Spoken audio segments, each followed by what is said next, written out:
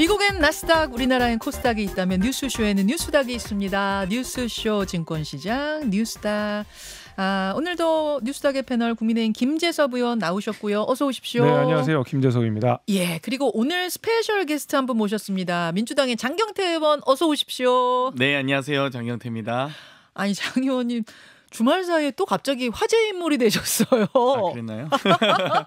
그랬나요? 그러니까 본론 들어가기 전에 잠깐 당사자가 나오셨으니까 제가 여쭐게요. 김경수 전 지사가 이제 법무부의 복권 심사를 통과했다. 윤석열 대통령의 선택만 남았다라는 뉴스가 나왔는데 장경태 의원께서 이 부분을 놓고 왜 굳이 전당대회 중이냐. 물론 환영하는데 왜 굳이 전당대회라는 시기를 택했는지 모르겠다. 이런 시기상의 아쉬움을 토로하셔서 여러 가지 해석들이 분분했습니다. 본인 당사자 해석본을 좀 들어볼까요? 저는 일단은 이 김경수 지사의 억울한 누명에 대해서 조금 저는 어찌되건 지지하는 입장이기 때문에 빠르게 사면 복권이 이루어져야 된다. 또 환영하는 입장은 분명하고요. 다만 이제 민주당의 전당대회 과정 아니겠습니까? 새로운 지도체제를 만드는 과정에서 민주당 유력 인사를 복권하는 것이 정치적 의도가 없을 수 없기 때문에 이 부분에 대한 이 좀 의도를 의심할 수밖에 없었고요. 어떤 의도라고 생각하십니까? 여러 가지가 있겠죠. 이제 이 여러 당내 리더십을 새로운 리더십을 갖춰가는 때 여러 이제 구심점보다는 원심력을 좀 작동하기 위한 게 아니냐는 여러 가지 의도와 해석이 가능할 거라 보고요. 다만 이제 참 재밌는 것은 이 지금 같이 사면 복권할 것으로 예상되는 이 조윤선, 안종범, 현기환, 원세훈 이분들을 이 윤석열 대통령께서 수사하셨던 분이잖아요. 네. 이분들을 사면 복권하는 것도 신기하고 또 지금 한동훈 대표가 복권을 반대하고 계신데 그러면 김경수 지사가 민주주의를 어찌 파괴했다 어쩐다 하지만 본인이 법무부 장관일 때 왜 사면은 왜 시킨 것인 거죠? 사면복권위원회에서 논의가 되더라도 법무부 장관이 어찌됐건 결재를 해야 되는 것 아니겠습니까? 그러니까 지금 앞뒤도 안 맞고 약간 다 뒤엉켜있는 사면복권 과정이기 때문에 저는 어찌되었건 이런 엉켜있는 과정 또 여당에서 환영받지 못하는 복권 이런 부분까지 감안했을 때 과연 대통령의 저의가 무엇인지 당연히 의심할 수밖에 없는 상황인 것 같습니다. 지금 좀 섞어서 말씀하셨는데 우선 시기상 아쉽다라는 표현은 전당대회가 한창인 상황에서 유력 인사를 복권해가지고 좀 리더십 흔드는 거 아니냐, 이재명 리더십 흔드는 거 아니냐, 원심력 작동하게 하는 거 아니냐, 요거에 대해서는 김재섭 의원 우선 어떤 생각이세요? 일단은 저는 김경수 전 지사가 억울하다는데 전혀 동의하기 어렵고요. 저는 이제 마땅히 이 벌을 받아야 돼서 벌을 받았다고 생각을 하고 타이밍에 대해서는 그 당시에도 우리 장경태 의원에게 얘기했지만 그럼 언제 나와야 이 제대로 된 복권 타이밍이네라고 할 건가요? 예를 들면 이재명 대표가 연임에 성공해서 당대표가 된 이후에 하면 그때는 또 이제 새로운 당대표가 됐는데 또 다른 김경수를 내보내는 게 말이 되냐? 내지는 혹여나 이재명 대표가 대선 출마를 위해서 당대표를 내려놓을 때 김경수 지사를 복권하면 이거 대통령 출마하라고 그러는데 지금 김경수 지사 복권하는 게 말이 되냐.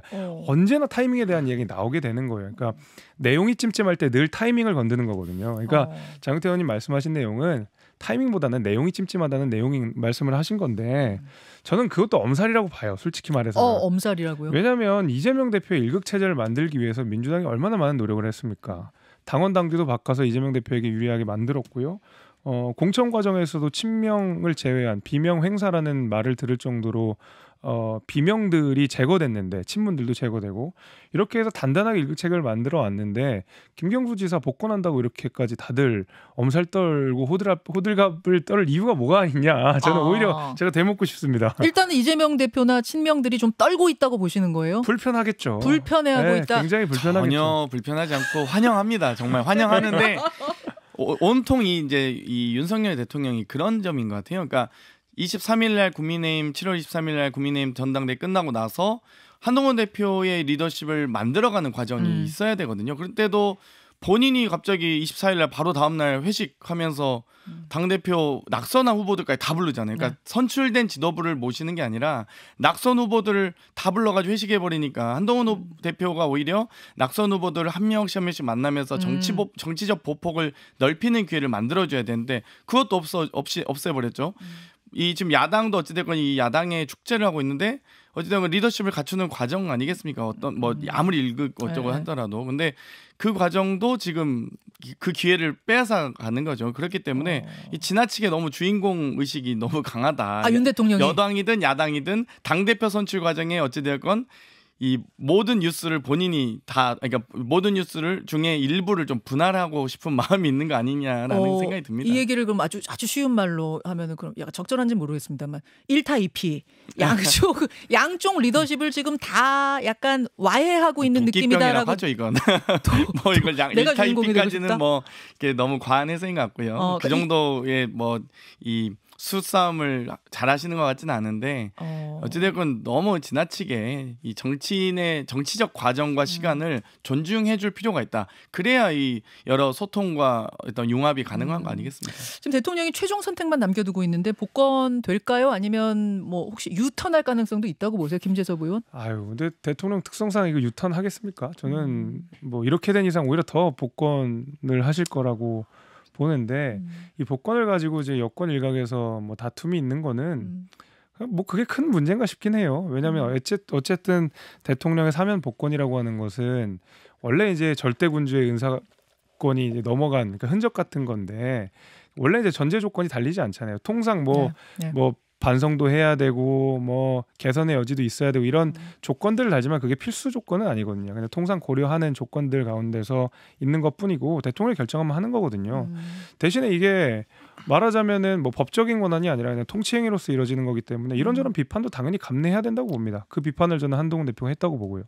복권 될 거다. 아니 뭐 중요한 권한이죠. 대통령의 이 사면 복권 권한은 이 사법부로부터 국민의 선출된 이 국가 공무원이 이 사법부를 견제하기 위한 수단으로 만들어진 이 헌법 원리이기 때문에 저는 뭐 당연히 사면 복권권 행사하실 수 있다고 봅니다. 다만 이제 본인이 지금 잡아 넣었던 분들하고 같이 이렇게 약간 쌈 싸서 하는 느낌이라 약간 이 눈 가리기 위한 어떤 수단으로 활용되는 게 너무 저희가 좀 기분이 별로 안 좋을 뿐이죠. 언짢을 뿐이죠. 알겠습니다. 오늘 본론 들어가기 전에 잠깐 이슈에 대해서 짚어봤고 복권 이슈에 대해 짚어봤고 본론으로 가겠습니다. 두 분이 골라오신 상한가 하한가 어떤 종목을 골라오셨을까요? 김재섭 의원 뭐 골라오셨어요? 저는 겹겹이 악재에 둘러싸이는 이재명 대표 후보를 하한가로 가져왔습니다. 이재명 후보 하한가. 장경태 의원. 저는 이유도 모르는 죽음 내몬 권익위로 했는데요. 이 정말 그러니까 권익위 직원의 죽음을 좀 언급하고 싶습니다. 권익위 직원의 죽음, 이 죽음으로 내몬 권익위 하한가 골라오셨는데 장경태 의원이 골라오신 키워드 무슨 말인지부터 좀 짚어볼까요? 어떤 의미입니까? 지난 이번 권익위 소속 이 부패방지국의 국장 직무대리를 수행하고 있던 한 공직자가 이 유명을 달리하셨습니다. 스스로 목숨을 끊은 거죠. 근데 이 단순히 유명을 달리하신 게 아니라 지금 여러 지인들과의 통화나 여러 대화 내용 등이 지금 취재를 통해서 언론에 보도되고 있는데요. 여러 명품백 사건이 제대로 처리되지 않았다거나 위에서 너무 다그치면서 뭐 사건 종결 압박을 받았다 등의 지금 진술, 전원 등이 나오고 있습니다. 그렇기 때문에 지금 권익위가 건의위냐라는 조롱까지 비난까지 받을 정도로 전 국민적 지탄을 받는 거 아니겠습니까? 대통령실은 명품백이 대통령 기록물이라고 했다가 또 권익위는 영부인은 공무원이 신분이 아니기 때문에 뭐 받아도 된다 했다가 정말 말도 안 되는 이야기를 또 그런 결론을 내렸던 권익위의 여러 이 결정에 대해서 전 국민적 분노가 있는 건 사실이죠. 그리고 이 주무부 이 부서장으로서 여러 이제 권익위의 뭐 부패 방지 업무, 심사보 업무, 고충 처리 업무 등이 있는데 그 중에 이 담당 이 국장 직무대리로서 정말 엄청난 고충을 토로했다고 보고요. 이 과연 그러면 이 결정 과정에서 반대하지 못해서 심리적으로 힘들었다고 하는 이 국장의 표현이 과연 외압에 의한 것인지 이분을 죽음으로 내몬 이유가 무엇인지 단순히 양심에 가책인지 아니면 어떤 외압으로 인한 정신적 압박인지는 저는 좀 밝혀야 된다고 봅니다. 외압이 있었던 거냐 아니냐를 밝혀야 한다. 남은 숙제는 그거다 말씀하셨어요. 돌아가신 분은 권익위의 부패 방지 국장입니다. 반부패 정책 전문가고요. 이분이 그러니까 김건희 여사 명품백 가방 수수 사건하고 이재명 전 대표 응급헬기 사건 이런 거 다 배당받은 국의 국장이었던 거예요. 유서가 있긴 있었는데 거기에서 뭐 압박을 받았다 안 받았다 이런 게 있었던 건 아니고 심신의 괴로움을 토로한 내용은 있었다고 합니다. 자, 김재섭 의원 어떻게 보십니까? 저도 그 권익의 결정이 좀 납득하기 좀 어려웠긴 했어요. 개인적으로도. 그 과정에서 이후에 나오는 해명들도 저는 국민 눈높이에는 안 맞았다고 봅니다. 예. 그래서 뭐 계속 대통령 기록물 이야기도 했었고 입장이 좀 뭐야 그래 권익 입장이 도대체 뭐야 라는 의문을 남기는 국민 눈높이에 맞지 않는 결정이었다라는 데서는 저도 공감하는 바가 있지만 예. 이것을 정치적으로 과잉시키는 거에 대해서는 저는 민주당에게도 분명한 책임이 좀 있다고 보는 것이 어허. 물론 그 결정 과정이 매끄럽지 않았습니다. 그리고 계속 찜찜한 마음을 남게 합니다. 권익위의 절차대로 결정을 했다 하더라도 내용이 이상하기 때문에. 그러나 저는 이제 해당 그 상임위가 정무위원회이기 때문에 이 이슈를 많이 다뤘거든요. 예. 근데 그 정무위에서 비금융 업무 보고 때 당연히 이 권익위가 포함이 되고 민주당의 의원들의 모든 질의 내용은 권익위로 다 향해 있었습니다. 그 당시에도 배민 이슈 중요했고 티몬 이슈가 막 불거지기 시작한 때였음에도 불구하고 그 이슈에 대한 논의를 하는 것이 아니라 오로지 금감원을 대상으로 민주당이 굉장히 많은 질문들을 했었던 것이 기억이 나고 당연히 질문해야 되겠죠. 권익위 말씀하시는 거예요? 그렇습니다. 권익위 대상으로. 게다가 그 이 국장 이 직무대리 이분을 직접 일으키기 쉬운 것도 민주당이었습니다. 그 당시에 제가 누군지는 말씀을 뭐 안 드리겠지만 돌아가신 김 국장이요? 예, 그렇습니다. 그러니까 원래는 통상 담당자를 직접 자리에 세우지는 않거든요. 그 기관장들이 대충 대부분 대답을 좀 하지 예. 국장을 콕 찍어서 이렇게 세워가지고 대답하는 경우도 그렇게 많지는 않거든요. 근데 모든 민주당 의원들이 그 현안에 대해서 권익위에다 질문을 쏟아놓고 이를 과잉 정쟁화 시켰던 것부터 저는 반성을 해야 된다고 보고 물론 이 과정에서 외압이 있었다면 큰일이죠. 그거는 뭐 수사를 통해서 우리가 알아봐야 될 문제겠지만 저는 민주당이 이 문제를 가지고 그렇게까지 정치적으로 과잉할 필요가 있느냐. 아직 유가족의 뜻이 확인이 좀 안 돼 있는 상황인 것 같더라고요. 유가족의 뜻도 충분히 우리가 헤아려보고 이 문제를 접근하고 해야 되지 않겠나. 저는 이 생각도 좀 듭니다.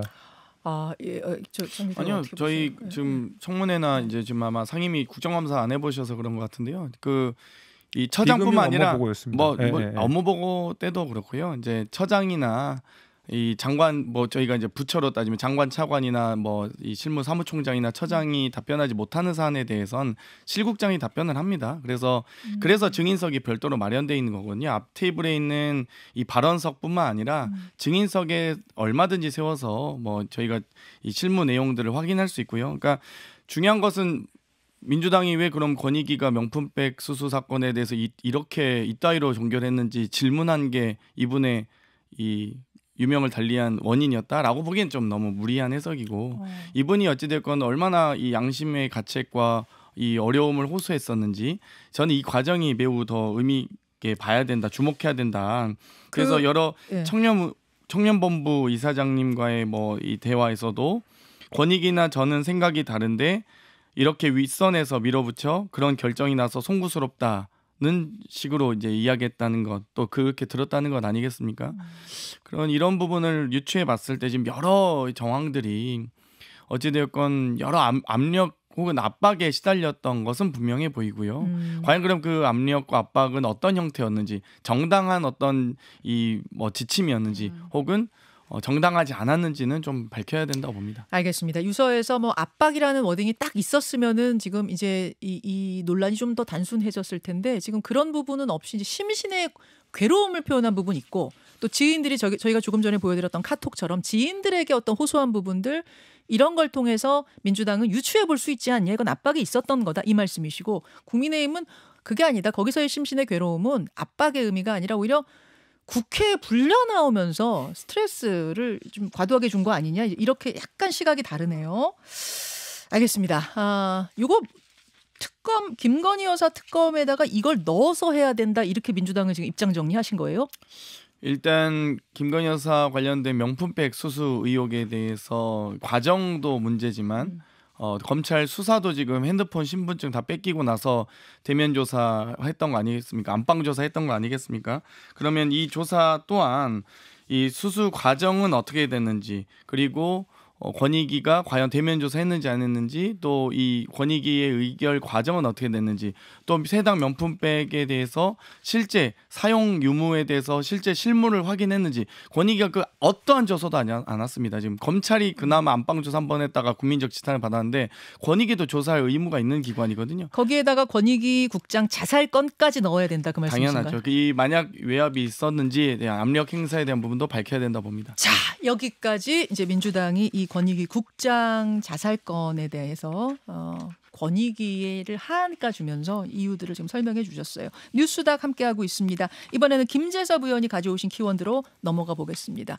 겹겹이 악재 이재명 후보 하한가 골라오신 이유는 뭘까요? 저는 뭐 크게 세 가지로 이야기 드리고 싶습니다. 이제 이재명 대표의 앞날이 좀 어렵다라고 하는 이유가, 첫 번째로는 일단 이번 전대가 너무 재미가 없어요.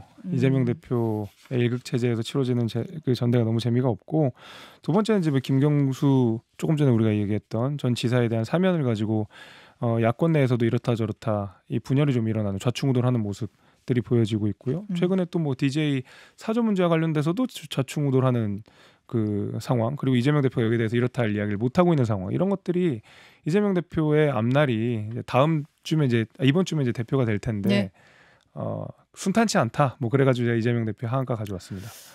전당대회가 지금 어떻게 진행되고 있는지 짧게 제가 요약을 해드릴게요. 민주당 전당대회 지역순회 경선 이제 서울만 남겨두고 있는데, 그렇죠, 장경태 의원님? 네. 서울만 남겨두고 있는데 대표는 이재명 대표일 것 같고 이재명 대표일 것 같고 최고위원 선거판이 좀 술렁이고 있습니다.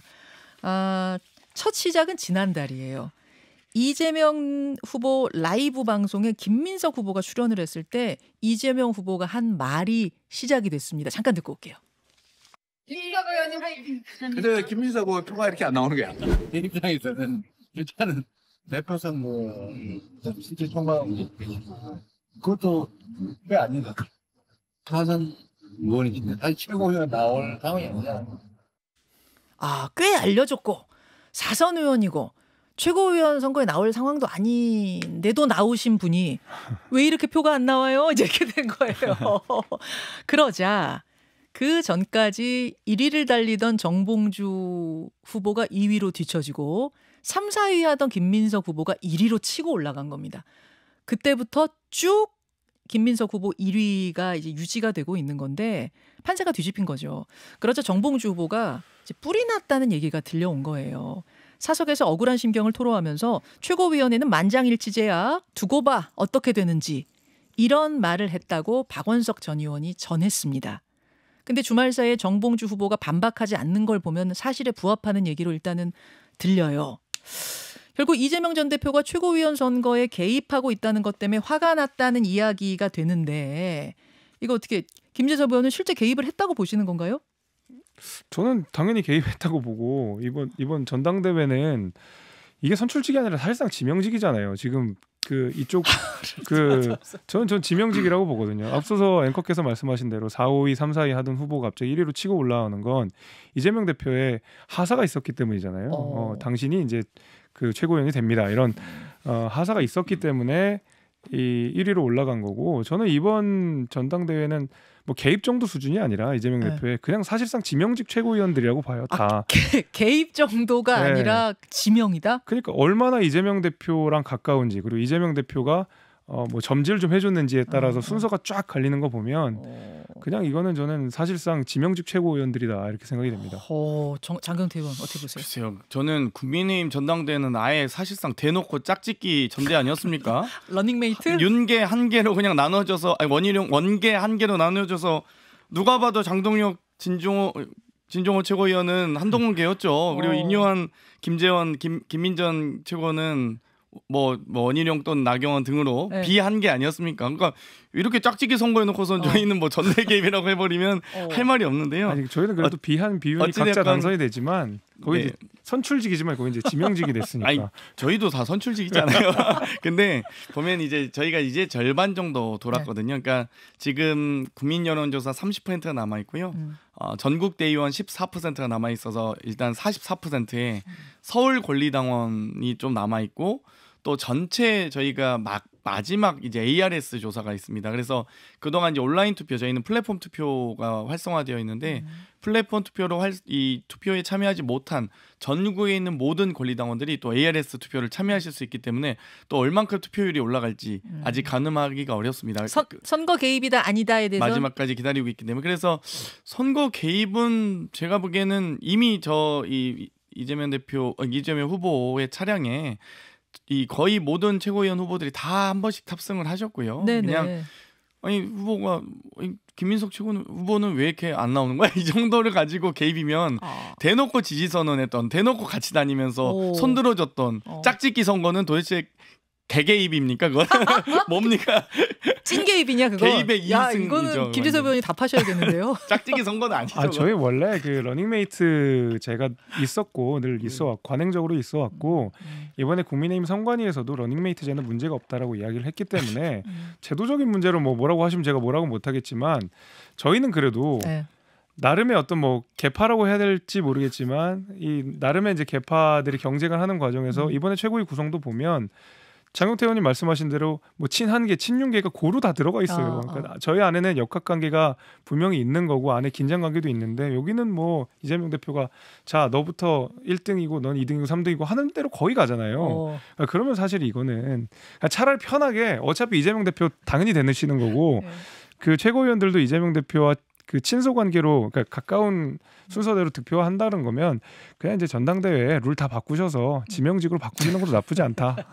제가 짧게 한 말입니다. 짧게.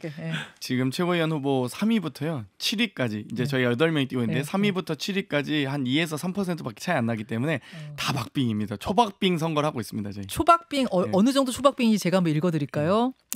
김민석 18.03, 정봉주 15.63, 김병주 14.02, 한준호 13.66, 이현주 11.56 여기까지가 5위예요. 5명 뽑습니다. 6위 전현희 11.54 0.02% 차이 나더라고요. 7위 민영배 10.53 와 다 붙어있긴 붙어 있어요. 그러면 이제 제가 궁금한 건 이 상황이 이렇게 되니까 정봉주 후보가 화를 냈다더라 이게 전해지고 나니까 이 강성 지지층에서 지금 뭐 문자 폭탄 보내고 난리가 났다 그러더라고요. 장윤태 의원. 그러자 정봉주 후보가 이번 주 내로 입장을 밝힌대요. 뭐 기자회견을 할지 어떨지 모르겠습니다. 무슨 입장을 밝힐 거라고 보세요, 김재섭 의원? 이재명 대표랑 잘 지낼 겁니다. 뭐 이런 얘기지 않을까요? 뭐 이제 새삼 이제 와서 이재명 대표가 다른 길을 가겠습니다 하는 거는 저는 어색한 일이라고 보고 저는 지금 이 상황이 굉장히 생경한 게 뭐 민주당이 계속 이야기하는 게 예를 들면 윤석열 정권에서 가장 잘 나갔던 법무부 장관인 한동훈 장관과 이른바 윤한 갈등이 일어나는 게 너무 웃기다는 코미디 같다는 얘기를 많이 하시는데 저는 그 친명 중에서도 가장 스피커가 강했던 정봉주 의원이 지금 약간의 반명처럼 돼버리는 이 모양이 굉장히 생경하고 혼란스럽습니다. 이걸 어떻게 설명해야 될지 모르겠어요. 그거 왜 그렇다고 보세요? 이제 정봉주 의원은 과거에 자신이 뭐 이재명 대표와 대척했던 내용들이나 아니면 이번 전당대회에서 이재명 대표가 본인을 콕 찍어주지 않았을 거를 예상은 못했던 것 같아요. 당연히 최근의 행적, 그러니까 이재명 대표에 대한 강한 옹호와 친명 행보를 당원들이 알아줄 거라고 생각했는데 어쩌다 보니까 이재명 대표가 다른 분을 지명직으로 하시는 바람에 이제 뿔이 나신 거죠. 뭐 저희가 봐도 뭐 검사 선배 정정식 정책위장을 교체하는 것도 어차피 다 친윤계 한 통속이었는데 정정식 의장 왜 바꿨습니까? 그러면 서로 이상해 지금. 그것도 설명이 안 되죠. 아니 그러면 지금 정봉주 후보가 나 최고위원 되고 나면 두고 봐 어떻게 하는지 어차피 최고위 만장일치제야. 이게 지금 묘한 파장을 낳고 있는데 어떤 그림이 그려지시는지 이건 장경태 의원 얘기하기 힘드실 거고 김재섭 의원은 어떤 그림이 그려지세요? 근데 이제 뭐 그 사석에서 했다는 이야기니까 뭐 공식적인 입장을 그렇게까지 내시진 않을 거라고 보고요. 다만 제가 말씀드린 대로 뿔이 나겠죠. 그러니까 이재명 대표를 옹호하기 위해서 방송에서 했던 말들 정봉주 의원 정리만 해도 깜짝깜짝 놀랄 수준인데 새삼 이제 와서 나를 밀어내려고 해? 하면 이제 배신감을 느끼는 거겠죠. 그러니까 그런 배신감들을 토로하는 거라고 보는데 지금 이재명 대표의 일극 체제에서 실제로 최고위원 내 일원으로서 이재명 대표와 정면으로 반기를 들기는 어려울 겁니다. 알겠습니다. 네. 잠깐 저 짧게 말씀이 뭐 과장된 저는 사담 아닌가 이런 생각이 들고요. 아마 또 특유의 약간 이 유머들이 좀 가미될 수도 있고 어찌되었건 근데 분명히 말씀드리자면 최고위원회는 합의를 지향하지만 의결까지도 할 수 있습니다. 투표할 수도 있고 표결까지 갈 수 있기 때문에 뭐 만장일치제는 아니라는 점 말씀드립니다. 아 만장일치제 아니다. 네, 제가 최고위원 직전까지 최고위원이었기 때문에 잘 알고 있습니다. 정확히 아셔라. 뭐 정확히 아실 겁니다. 아 지금 시간이 별로 안 남았죠. 사실은 이재명 대표 지난주에 그 화제가 됐던 사격 사진 그 해석 좀 들으려고 그랬는데 시간이 없어서 두 분 본방송 후에 한 5분씩 되세요? 오늘 네. 바쁘신가? 네, 괜찮으신가요? 네. 아 그러면 5분만 댓글쇼로 오랜만에 또 나오셨으니까 이어가겠습니다. 본방송 여기서 마치죠. 고맙습니다. 감사합니다. 자 라디오 청취자들과 인사 나누고요. 유튜브로 조금만 더 이어가려고 하는데 광고 나가는 동안 한 얘기 해도 될까요? 네, 그럼요. 해도 되나? 저 광고 나가는 거 무슨 얘기를 했냐면 정치 얘기한 게 아니라 헬스 얘기했어요. 네. 아, 제가 일주일 전에 헬스를 시작했거든요. 환영합니다. 어디 물어볼 데가 없는 거 주변에 없어갖고. 전문가가. 그 오늘 딱 김재석 의원이 나오셨는데 헬스부터 떠올라가지고 오늘 뭐 뉴스닥이고 뭐고. 그렇죠. 건강한 신체 또 건강한 정신이 있기 법이니까요. 네. 이제 일주일 됐으니까 4번 나갔거든요. 그래서 제가 요거 좀 유튜브 보고 하고 있습니다. 그랬더니 김재석 의원이 그 정도면 괜찮다고. 네. 이게 요새는 재테크보다 더 중요한 근테크거든요. 네. 장경태 하세요 근테크? 저는 뭐 헬스 자전거 정도. 자전거 정도? 네, 사이클 정도. 사이클 정도 타시는구나. 김재석 의원은 헬스한 지 얼마 되셨어요? 저는 근데 어려서 이제 그 운동 선수를 했었기 때문에 이제 뭐 헬스만 한 거는 선출. 그래도 한 10년 됐죠. 저는 한 10년 이상 된 것 같아요. 지금 양복 입고 계시는데 양복이 찢어질 것 같아요. 솔직히 말씀드리면 여기에 다 맞춰서 입습니다. 맞춤이에요 이게? 다 맞춰서. 저는 이제 기성복이 하나도 안 맞아요. 안 맞아요. 팔뚝이 이런 데가 안 맞는구나. 팔뚝, 등, 뭐 다리 이런 데는 저는 다 기성복입니다. 저는 아주 평범한 체형을 경제적이십니다. 아주. 네, 아주 좋습니다. 10년 정도 하면 이런 몸매가 되는구나. 그 전에 이제 더 몸이 컸고 지금은 좀 살이 좀 많이 빠져 있는 상태가 그래도 100kg는 넘습니다. 와. 장경태 의원 갑자기 우리 댓글쇼에서 이런 이야기를. 장경태 의원이 지금 부러우셔가지고 와. 아니, 저 정도까지는 안 부럽고요. 조금만 더 이 벌크업하면 좋겠다 이 정도 생각하고 있습니다. 하세요. 조금만, 저 해보니까 너무 좋아요. 네, 여름이 끝났네요 벌써. 가을에 한번 시작하세요. 괜찮더라고요. 그래서 헬스 얘기 잠깐 조언을 구하는 광고 시간이었다고 말씀드리면서 다시 못다한 뉴스닥으로 조금 돌아와서 지난주에 그 이재명 대표가 사격하는 사진이 굉장히 화제가 됐어요. SNS에 올린 저 사진. 장 의원님, 갑자기 저는 맨 처음에 합성인 줄 알았는데 합성 아니라면서요? 저희 이제 당 대표 후보와 최고위원 후보 모두가 각 올림픽 종목 위주로 해서 올림픽 선수단을 응원하는 의미로 다 이제 화보 촬영 한 번씩 했었죠. 영상 촬영을 했고 거기에 이제 각 사진 촬영한 사진이 이제 나온 거죠. 그 이재명 후보만 찍은 게 아니에요? 다 찍었습니다. 저희 후보들이 다 찍었고요. 뭐 양궁하신 분도 있고 뭐 다양한 자세와 올림픽 종목으로 영상을 찍었죠. 그럼 저 종목은 내가 무슨 종목을 할지는 후보들 본인이 고른 거예요? 아니면 정해준 저는 후보 캠프에서 결정했을 것 같긴 한데요. 아마 선관위에서 기본적인 이제 기획을 해왔을 거고 그 중에 하나를 선택하세요라고 안내를 했을 것 같습니다. 근데 이제 또 사격이다 보니까 누구를 겨눈 거냐 뭐 막 별 얘기들이 많았어요. 아시죠? 네. 저 국민의힘에서 어떻게 받아들이셨어요? 하나도 멋이 없어요. 왜 또 억울하세요? 멋이 없고 제가 참모였으면 그 후보님 또는 대표님 이거는 조금 오글거립니다라고 이야기를 했을 텐데 저렇게 그냥 이렇게 아무렇지도 않게 올리시고 또 지지자들이 막 환호해주고 또 친명 일각에서도 멋있다 하는 거는 이재명 대표의 어떤 건전한 자기 비판 기능을 상실하게 하는 느낌이 좀 들어요. 그래서 좀 오글거린다는 느낌이 좀 많이 들고. 그러니까 저는 저거보다 옛날에 그 있잖아요. 이승만 대통령이 이제 방구를 끼시니까 옆에 내무장관이 아유 각하 시원하시겠습니다. 그러니까 지금 유명한 얘기겠죠. 예, 이 친명들이 저 사진을 보고 이렇게 막 극찬을 하는 내용은 저는 그렇게 느껴집니다. 좀 말렸어야 된다. 좀 오글거리는 것 같아요. 그러니까 뭐 얼마든지 더 멋진 방법으로 이재명 대표가 하실 수 있는 방법이 있었을 텐데 약간 좀 제가 보기에 종목의 문제예요, 아니면은 아예 올림픽 선수로 분한 자체가 문제라고 보세요? 그러니까 뭐 굳이 이렇게 비판할 내용은 아니었는데 어떻게 크게 화제가 돼서 저도 뭐 굳이 비판을 하자면 그냥 뭐 그게 좀 오글거린다. 뭐 이런 느낌입니다. 지금 우리 꿀단지들 의견 보니까 안현주님은 무슨 소리세요? 카리스마 넘치고만 이러셨고, 정린님은 오글 느글 징글 이렇게 또 그러니까 보기에 따라 사진 한 장을 놓고도 해석들이 예를 들면 이제 저는 진정호 의원이 이제 뭐 방탄 국회 뭐 의회 장악 표적을 하는 거냐 이렇게 하는데 사실 이런 게 이 전형적인 억가거든요. 그러면 본인이 사격 선수 국가대표 출신 아닙니까? 그러면 본인이 사격을 하면서 그런 마음으로 사격을 하셨나요? 그런 거 아니잖아요. 그러니까 양궁을 했으면 또 양궁한 선수들은 또 표적을 어디로 삼았냐, 뭐 예를 들면 높이 뛰기를 했으면 뭐 방탄을 뛰어넘겠다는 거냐, 뭐 배드민턴 했으면 배드민턴 협회와의 갈등을 지금 뭐 조롱하는 거냐, 뭐 온갖 억가가 있을 거기 때문에 그냥 지금은 어찌됐건 이 스포츠맨십이 지금 작동하고 있는 올림픽 정신을 잘 반영하기 위해서 노력하고 있다. 또 우리 대한민국 선수단을 응원하고 있다. 이렇게 좀 생각해 주셨으면 좋겠습니다. 예, 뭐 화제가 돼서 그냥 두 분에게 여쭤봤고 뭐 이거 갖고서 지금 논쟁하고 이런 분위기는 아니에요. 오히려 더 이 억가해 주시면서 그 국민의힘에 이제 그래서 좀 억가해 주면서 오히려 더 홍보가 됐어요. 사실 오히려 저만 알고 있었는데 그런 면도 있는 것 같습니다. 확 바이럴 됐어요. 네.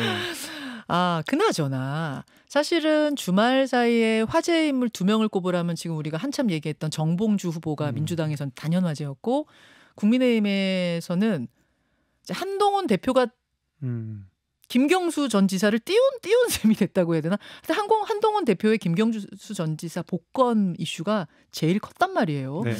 아까 뭐 김종혁 최고위원하고 제가 인터뷰를 하긴 했습니다만, 김재섭 의원은 그 분위기 상상도 못했던 사실은 이슈거든요. 김경수 전 지사가 복권이 되면 야권에 뭐 지진이 일어날 거야, 야권 분열의 카드일 거야 이랬는데 여권 분열의 카드처럼 지금 돼버리는 상황을 상상도 못했어요. 저도 상상을 못했는데, 근데 애초에 이제 그 사면이라는 게 대통령의 뭐 고유 권한이고 그러니까 그거는 그거대로 존중을 하는 거고, 거기 뭐 전제 조건이 달리는 게 아니잖아요. 너는 뭐 충분히 반성을 했으니까 사면 복권을 해주겠다, 이런 조건은 그냥 통상 하는 거지 원래 뭐 법적인 조건은 아니니까 그냥 할 수 있는데, 대신에 이제 누구도 그에 대해서 비판할 수 있다는 거죠. 저는 그래서 한동훈 대표의 비판도 적절하다고 보거든요. 그러니까 사면 자체가 가지는 뭐 특수성을 생각해 보면 당연히 비판이 좀 있어야 될 필요도 좀 있다고 보고, 특히 이제 김경수 지사 같은 경우에는 이 민주주의를 유린했다라는 이유로 말하자면 벌을 받은 건데, 여기에 대해서 이제 반성이나 재발 방지를 약속하지 않은 상태에서 사면하는 건 좀 우려할 수 있다라는 이야기는 여당 대표가 할 수 있지 않을까요? 저는 이제 김경수 전 지사 복권이 옳으냐 그르냐 토론 말고 아까 그 얘기는 하셨으니까 저는 좀 정치적인 해석을 해보고 싶은 건데, 한동훈 대표가 여하튼 반대 입장을 수차례 대통령실에 지금 알렸다 그러거든요. 이 정도로 적극적으로 반대하는 어떤 정치적인 행간도 있는 건가? 장경태 의원은 어떻게 보세요? 그러니까 저도 좀 이해가 안 가는 게, 사실 본인이 법무부 장관일 때 사면은 해주고 복권은 또 반대한다는 건 물론 그때도 반대 의견 표명했었대요. 했다곤 하지만 저는 결국 차기 어떤 권력 구도에서 저는 어찌됐건 이 윤석열 대통령과 김건희 여사의 출구 전략 중에 하나이지 않을까라는 생각도 살짝 들거든요. 그러니까 지금 계속 지금 본인이 수사하고 지금 잡았던 뭐 조윤선, 현기환 정무수석, 뭐 원세훈 전 국정원장 등을 풀어주면서 이 여권 내의 지지층을 결집함과 동시에 또 야권에게도 이제는 이 정도 선에서 차기 대선 구도에서 어찌되었건 본인이 좀 더 우호적인 지분을 좀 얻고 싶은 마음이 있는 것 아닌가라는 생각이 들어요. 저는 그래서 뭐 아마 아주 고도의 뭐 정무적인 수일 것 같은데 이 정치적 포용력을 제시한다는 건 결국 이 차기 대권 구도에서 여러 가지 이 구도를 조금 변형할 수 있는 거거든요. 그러니까 굳이 막 아주 결합하고 지지 의사를 표명하고 이런 게 아니라 각 이 지지층마다 네. 조금 더 혼재할 수 있는, 섞일 수 있는 가능성을 여는 거기 때문에 결국 이 과정에서 김경수 지사를 지지하는 지지층도 분명히 있을 거란 말이에요. 그러니까 저희 민주당 내에서의 얼마나 지분이 되냐 이런 문제를 떠나서 윤석열 대통령이 차기 권력 구도에서 분명한 건 한동훈 대표의 이 지분을 줄이는 건 분명합니다. 저는 그렇게 보고요. 그러니까 여러 가지 대선 주자가 늘어나고 이 뭐 이런 과정도 분명히 있고 또 대통령으로서 야권의 지도자들을 이 포용하면서 얻는 또 인지도, 포용력과 어떤 지지도 상승도 있겠지만 또 한편으로는 이 차기 대선 후보군에서 여권 내에 어떤 지도자의 위상과 지분을 좀 전 축소시키는 역할이 분명히 있다라고 보기 때문에 그걸 알고 있다면 한동훈 대표는 당연히 반대할 수 있죠. 근데 이제 그 개인적 반대 의사보다 더 중요한 건 대통령이 왜 그럼 이런 통치 행위를 감행하느냐인 거죠. 그렇기 때문에 저희 입장에서도 뭐 공을 저희로 넘길 필요가 없으니까 저도 뭐 굳이 전당대회 중에 하세요. 정치적 저희가 의심스럽습니다라고 공을 결국 여권 또는 대통령에게 넘길 수밖에 없는 거고 저희는 쳐냄으로써 그냥 끝난 거예요. 저희 이슈는 끝났거든요. 민주당내의 이슈는 끝났습니다. 사실 오히려 이슈의 핵심은 여권 내에서 오히려 더 촉발될 수밖에 없는 상황인 거죠. 한동훈 리더십 흔들기라는 지금 측면으로 보시는 거예요. 이재명 흔들기보다 한동훈 흔들기가 더 지금 커졌다. 그렇죠. 방금 말씀드렸듯이 세 가지 오케이. 사면복권의 세 가지 측면인데 그 마지막 지점이 한동훈 대표가 막 고민하는 지점일 것 같습니다. 잠재적 대권 후보를 이제 복권시킴으로써 한동훈 대표한테 타격감을 준 것이다. 이게 이제 장경태 의원의 정치적인 해석. 그래서 한동훈 대표가 지금 이러는 것이다. 이런. 너무 간 내용인 것 너무 같은데. 갔어요. 네. 김경수 지사의 경쟁자랑 일단 우선 당내 경선을 통과해야 한동훈 대표랑 뭘 싸우든 말든 하는 건데 당내 경선은 이재명 대표랑 치르지 않겠어요? 그러면 지금부터 한동훈 대표랑 김경수 지사를 연결시키는 건 너무 논리적 비약이 심한 내용이라고 보고 저는 개인적으로 순수하게 정치적인 해석으로 보자면 한동훈 대표가 나쁘지 않은 수를 뒀다고는 생각합니다.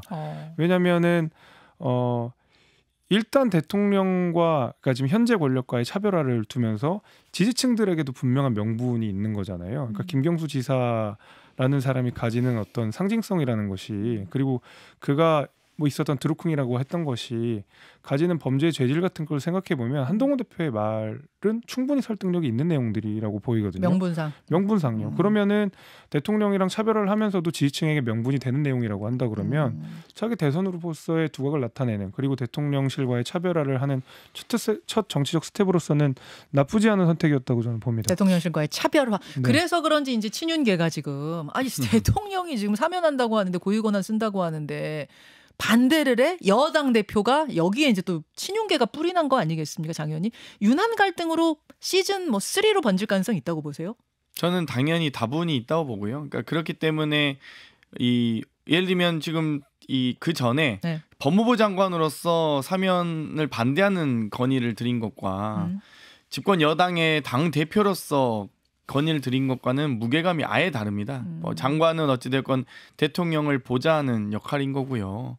뭐 우리나라는 영문상 미니스트리이긴 하지만 뭐 미국은 세크레터리 아니겠습니까? 근데 어찌됐건 이 집권 여당을 대표하는 당 대표로서 건의했음에도 불구하고 그게 묵살당한다. 이것도 사실 어찌됐건 갈등의 한 축이 될 수밖에 없고요.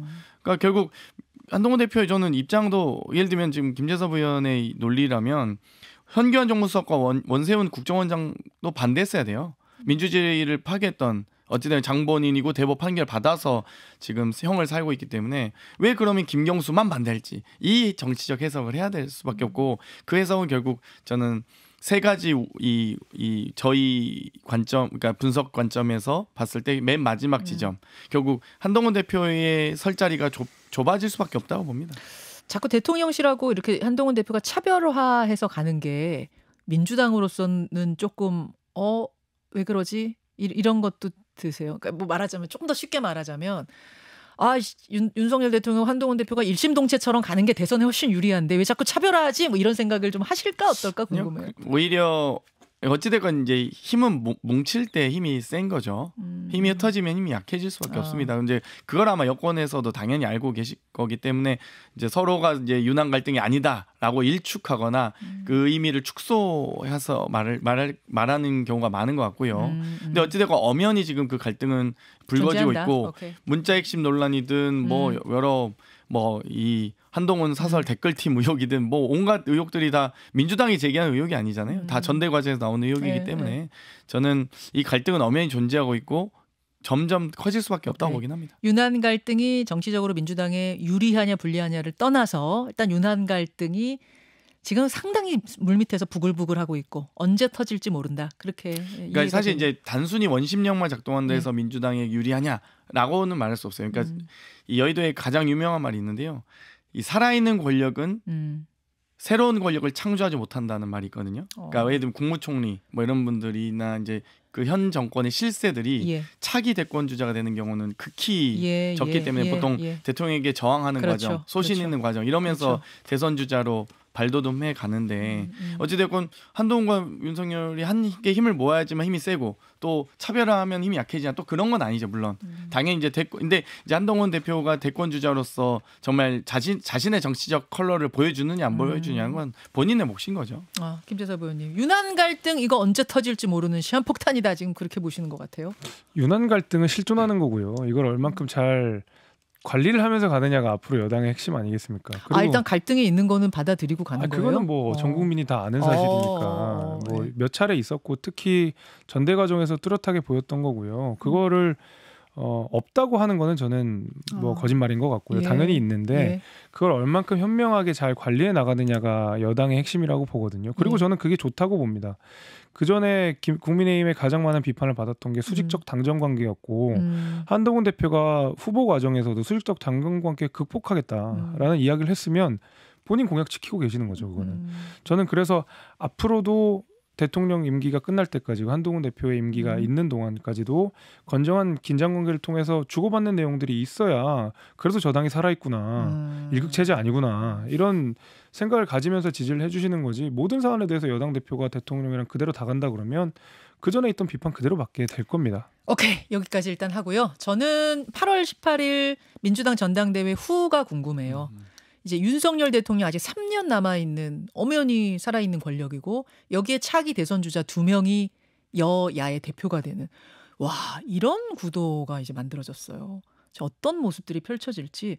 왜냐하면 제가 이게 왜 재미있을 거라고 생각하냐면은 이 여당 대표 야당 대표 다 모두 대선을 바라보고 있기 때문에 모든 정책의 이 방향이 국민을 향해 있다는 얘기거든요. 네. 그 부분에서 어떤 일들이 벌어지고 저는 긍정적으로 이 상황들이 펼쳐져 갔으면 좋겠어요. 여기가 관전 포인트입니다. 여기까지 할게요. 두 분. 또 이제 끝나고 나가면서 헬스 얘기 좀 물어보죠. 자, 화면 3개로 잡아주십시오. 저희가 카메라를 좋은 거를 설치를 해가지고 이게 3개가 되고 5명까지 돼요. 신기하더라고요. 그래서 3개로 나눠보겠습니다. 자, 두 분 다. 두 분 가시기 전에 지금 다 끝난 지 한참 됐는데도 굉장히 많은 분들이 보고 계시거든요. 커피를 조화면 보이세요? 장 의원님, 김 의원님 보이세요? 여기 보이시는구나. 여기서 커피를 한 잔씩 두 분이 좀 선사해 주시죠. 두 분이 마음에 드시는 분들한테 닉네임을 불러주시면 돼요. 커피 한 잔. 먼저 김재섭 의원 보이세요? 전 전고체 배터리님 헬스 얘기 좀 더 하시라는 이야기 때문에 헬스 특집 한번 마련해야겠다. 장경태 의원님. 네.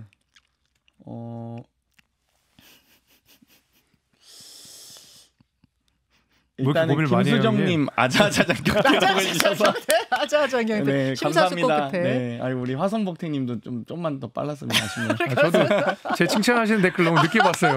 그러니까요. 이게 감사합니다. 댓글하고 말하고 조금 시차가 있어가지고 그래요. 그 두 분께 커피 한 잔씩 드리면서 이제 3분할 해주십시오. 자, 여러분 좋은 하루, 시원한 하루 보내시고요. 두 분은 맞은편에 카메라를 보면서 세상에서 가장 예쁜 미소와 함께 굿바이를 알려주시면 되겠습니다. 감사합니다. 네, 뵙겠습니다. 고맙습니다. 감사합니다.